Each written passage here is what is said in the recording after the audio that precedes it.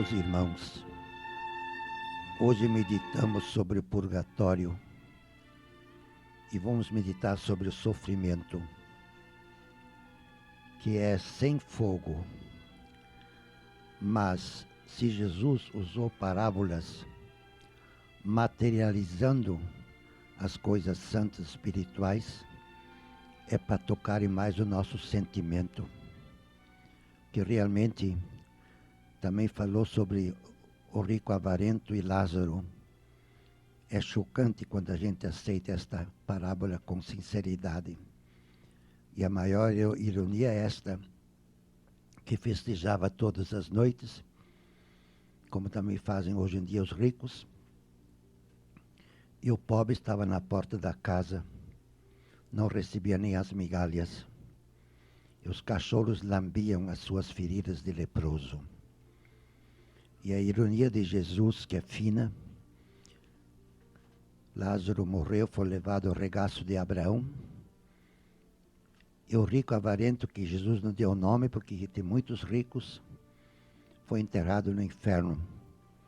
Ele viu Lázaro lá em cima e disse: Pai Abraão, manda o Lázaro molhar o dedo para refrescar minha língua, que está ardendo aqui em fogo. Ele quis lamber a língua, o dedo do Lázaro, e os cachorros lambiam as feridas dele. Realmente, nós nunca teremos uma ideia exata o que nos espera no purgatório. E para passar isento do purgatório ao céu, precisa ter uma alma muito livre do ódio, ter uma caridade perfeita, como teve Santa Maria Goretti, que foi assassinada com 14 facadas por Alexandre Serenelli. Ela tinha 10 anos, ele 12. Você perdoa Alexandre? Ela não disse só uma palavra abstrata: eu perdoo. Eu quero Alexandre comigo no céu.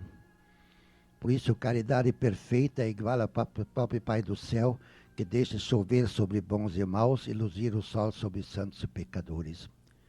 Querer bem a todo mundo, e aí você tem a caridade perfeita. Querer bem aquele que te bateu e aquele que te abraçou no céu.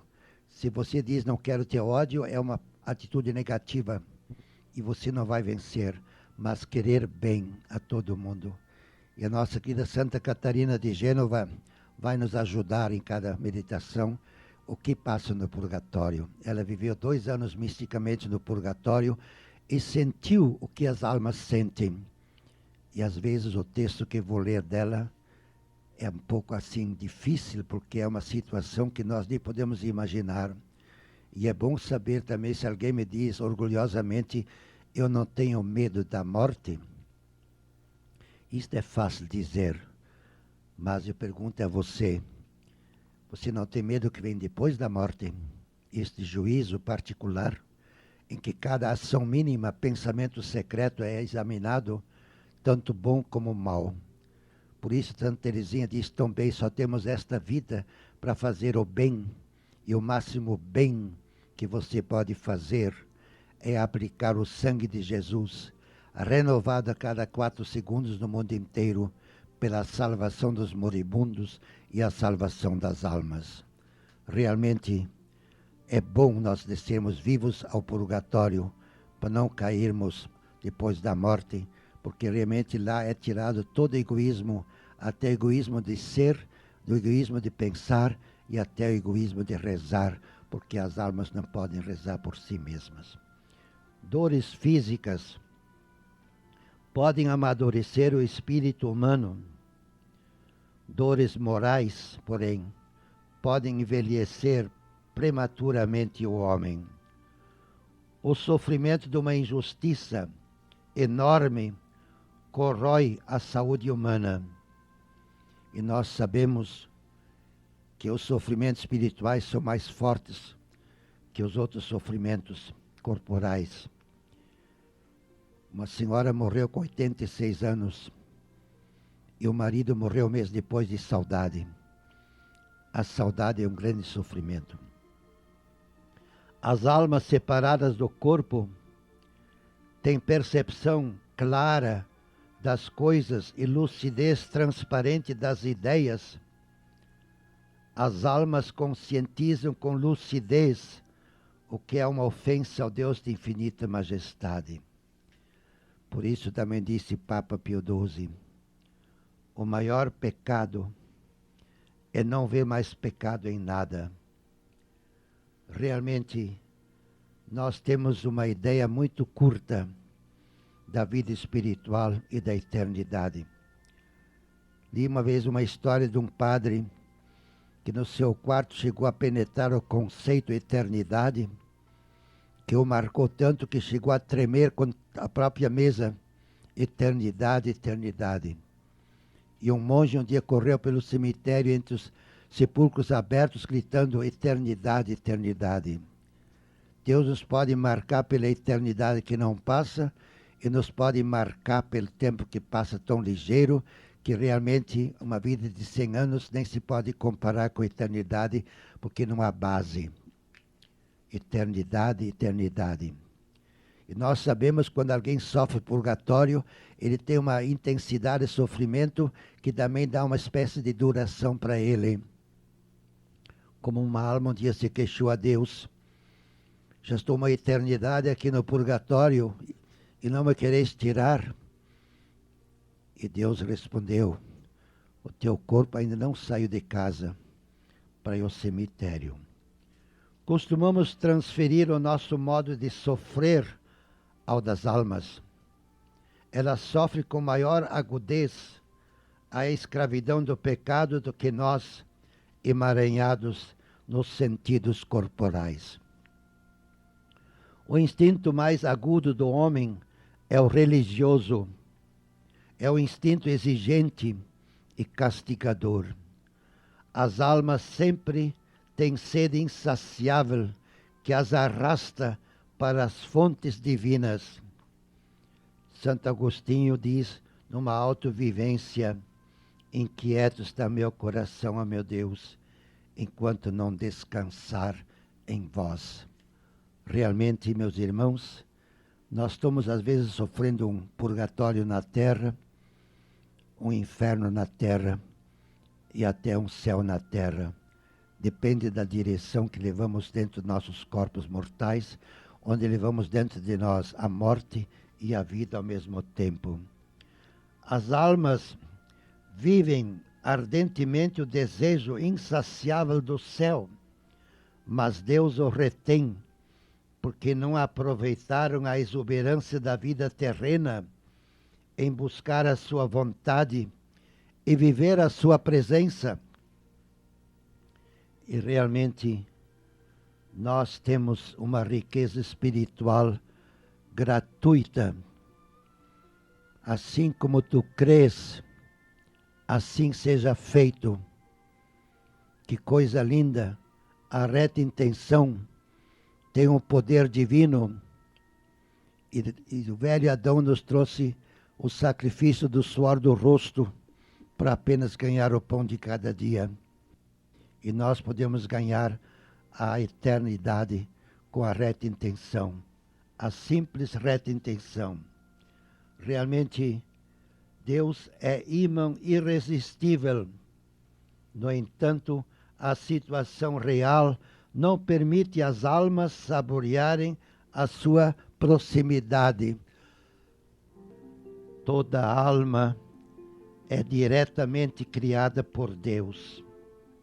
Por isso, tremendamente marcada.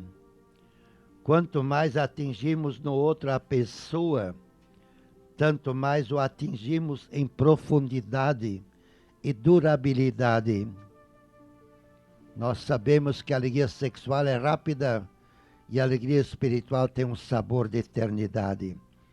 Mas tem que ser uma alegria espiritual que pode acontecer com você. Quando Deus te dá uma alegria que você não sabe de onde vem e você sente que não tem nenhum suporte, nem de esporte, nem de saúde, nem de nada deste mundo. Dou-vos a minha paz, que o mundo não pode dar, nem tirar. Realmente, as almas olham-se lucidamente no espelho da criação divina. As faltas terrenas interpõem-se com grande empecilho da aproximação imediata de Deus. As dores do purgatório não são como as nossas, de fogo ou outros modos de tortura. São dores que atingem a medula do ser, o íntimo da pessoa, o que causa sofrimento muito mais agudo e penetrante. Realmente, se nós falamos em fogo, e se Jesus falou em fogo, não é que seja fogo como nós vemos, mas usa a imagem do fogo, porque o fogo é o elemento mais temido dos homens e dos animais. Quantas vezes vemos no edifício em chamas, e o desespero toma conta e se jogam do 10º andar, porque ser queimado vivo é o sofrimento mais horrível. Realmente, esta imagem usada para que nós saibamos que é um fogo interior. E nós sabemos também que faz acampamento nos matos, nas matas virgens, e quer dormir sossegado, acenda fogo. Fogo. Até os mosquitos e os leões não chegam perto. Fogo é o elemento mais temido. Por isso ele é usado na linguagem humana como castigo. E a única diferença do fogo do inferno e do purgatório é esta. Do inferno é sempre ausência de Deus, escuridão. Purgatório é passageiro. E nós sabemos que quanto mais perto chegamos de casa, tanto mais o desejo de voltar para casa aumenta.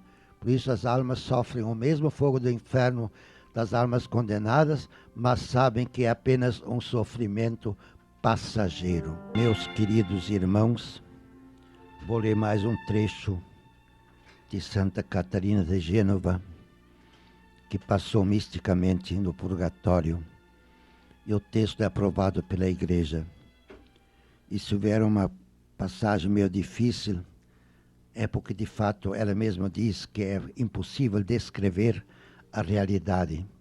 Só podemos chegar perto, mais ou menos, com a nossa língua humana, que sempre falha no conteúdo total.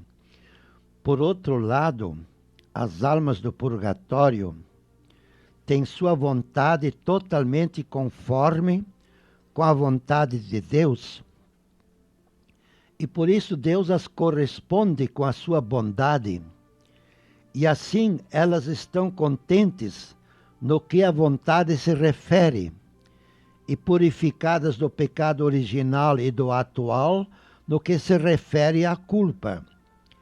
Ficam assim as almas purificadas como quanto as criou Deus, pois por haver saído essas almas desta vida, descontentes e confessadas de todos os pecados cometidos, e com a vontade de não voltar a cometê-los, Deus perdoa imediatamente a sua culpa, e não lhes fica mais então do que aquela cobertura ou escória do pecado, da qual se vão purificando no fogo com a pena.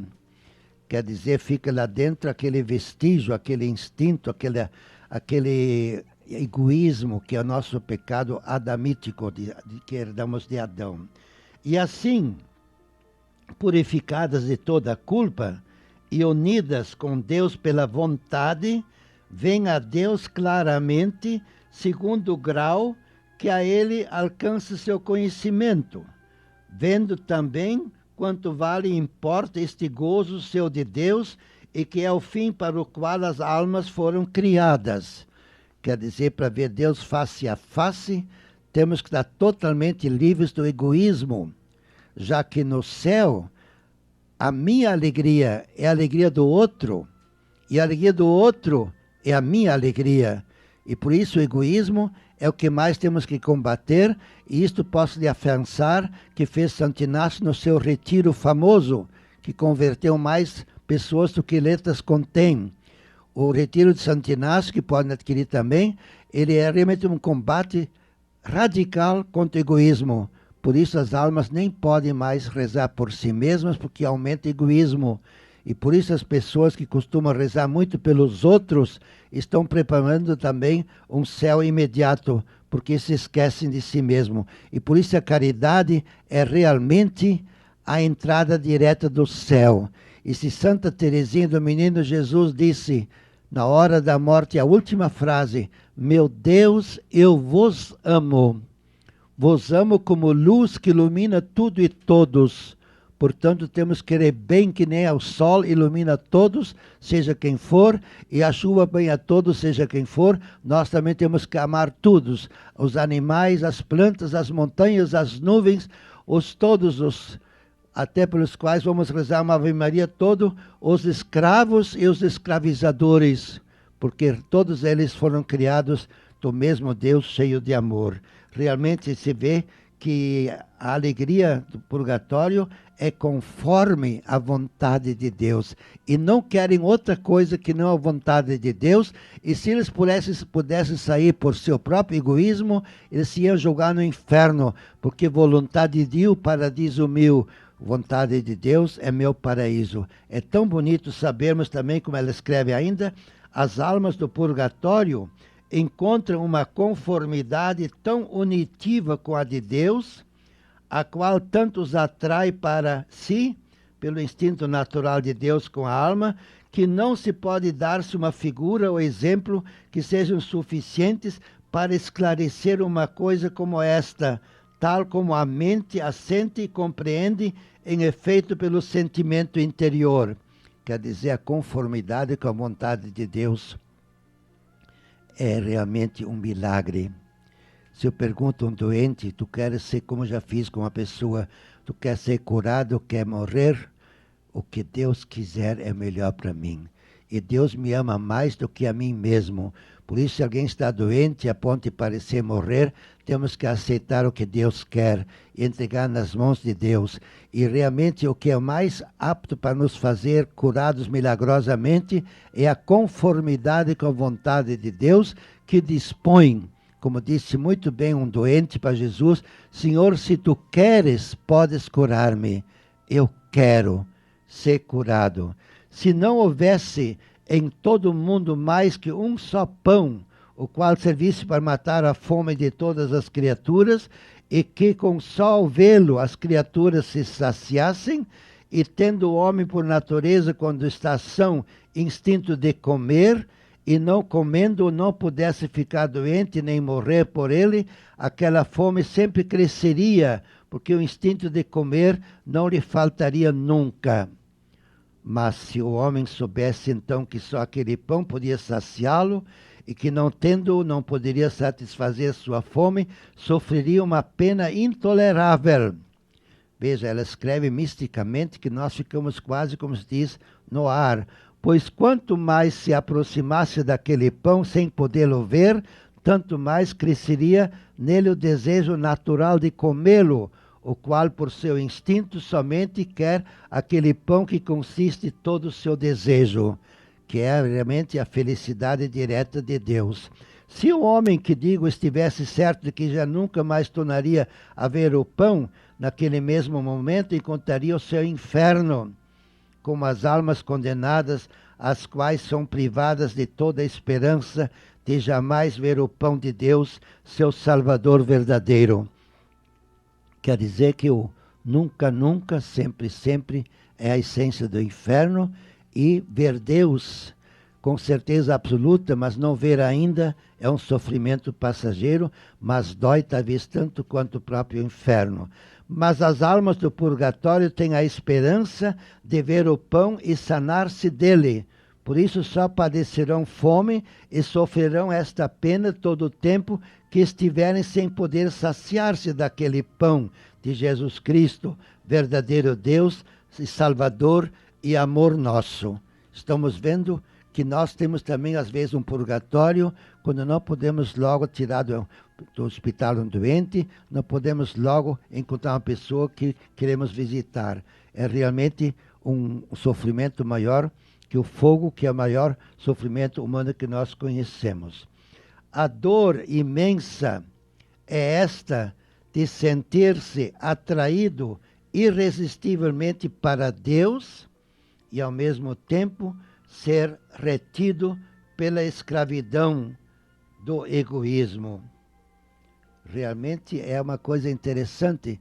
Nós, no purgatório, não somos capazes ainda de aceitar a Deus na sua inteireza divina, porque ainda temos o instinto do egoísmo.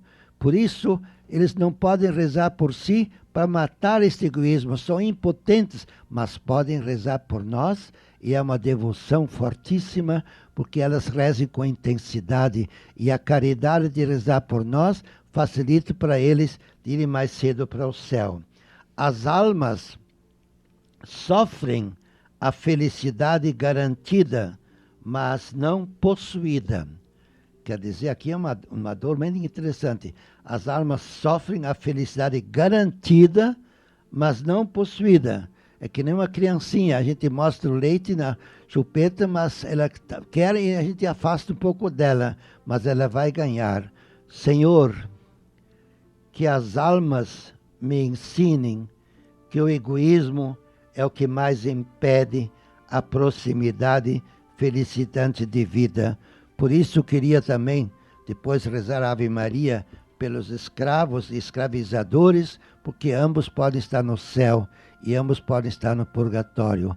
Mas digo com toda sinceridade, se você quiser um pouco alargar a sua vista terrena desta terra às vezes, porque nós escutamos muita briga entre as religiões, ou melhor, seitas, que são seitas meramente humanas, fundadas para atingir a Deus, mas nós nunca poderemos atingir a Deus da nossa força humana. Deus tem que fundar a religião, e Deus tem que ser a religião, a união dele conosco, ligar. E a ligação de Deus está dentro da nossa existência humana.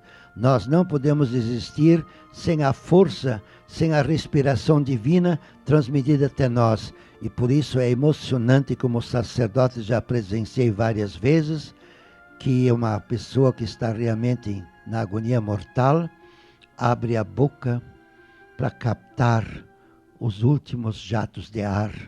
Mas Deus está retraindo, está tirando a força de existir num processo vagaroso. Por isso também somos muito ingratos em não agradecer esta vida, esta respiração, que também nos traz um pequeno castigo no purgatório. Por isso, de Santa Teresinha, só temos esta vida para podermos fazer o bem. Fazer o bem é positivo, odiar é o mal. E diz muito bem um autor, enquanto odeio alguém, não posso ter a paz de Jesus, que de fato é um pedacinho de céu dentro do coração. Por isso nós estamos praticamente nesta vida vivendo um pouco do inferno, um pouco do purgatório.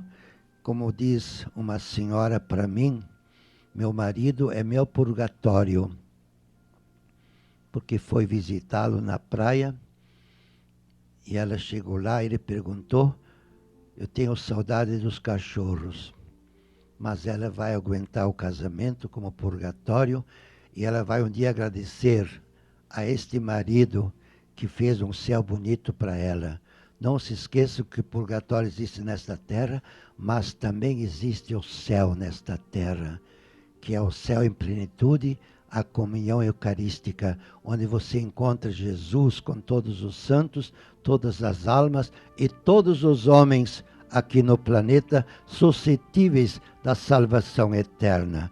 E vamos agora rezar uma Ave Maria pelos escravos, escravizadores que estão no purgatório e pelos apóstolos e apóstatas que também estiverem no purgatório. Ave Maria, cheia de graça, o Senhor é convosco. Bendita sois vós entre as mulheres, e bendito é o fruto do vosso ventre, Jesus. Com todos nós, desde Adão ligados a Ele com o Pai pelo Espírito Santo. Santa Maria, Mãe de Deus e nossa também, em pé de igualdade, rogai por nós pecadores, já que só existem pecadores, agora e na linda, bela, luminosa, cheia de expectativa hora do nosso encontro divino, eterno, celeste, maternal e filial. Amém. Abençoe-vos, ó Deus Todo-Poderoso, Pai, Filho e Espírito Santo. Amém. Graças e louvores se deem a todo momento ao Santíssimo e Diviníssimo Sacramento.